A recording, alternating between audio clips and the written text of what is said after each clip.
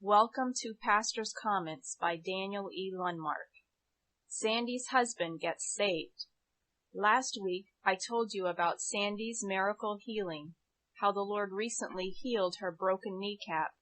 This week, I want to share an even greater miracle, how the Lord used that miracle to bring Paul, Sandy's husband, into a genuine experience of salvation.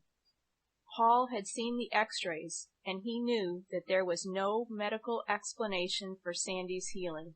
He knew that he had witnessed a miracle that proved that Jesus is the Son of God, who is alive today, and he wanted to have a personal relationship with him.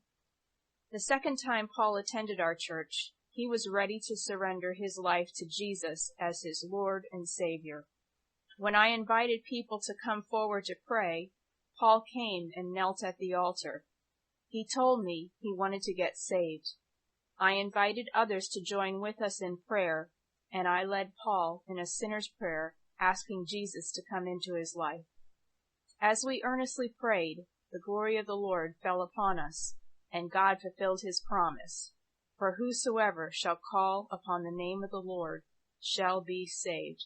Romans 10:13. Paul told us that as he prayed, he felt the presence of the Lord fall upon him like heat waves. It was a glorious salvation experience. When Paul got up from the altar, he was overwhelmed with an awesome joy and peace, just as the Bible promises in Galatians 5:22. The fruit of the Spirit is love, joy, peace. After getting saved, Paul visited the Vietnam War Memorial in Bath that Sunday afternoon. He had always felt immense feelings of hatred against our government for the way he and many of his veteran buddies had been treated, but to his surprise, that anger was gone. He only experienced love. He found himself bowing his head and saying, "I forgive you," to our government. Paul says that he used to fear religious ridicule, but now he does not care what others say or think about him. He knows for himself that Jesus is the Son of God, the healer and Savior of the world.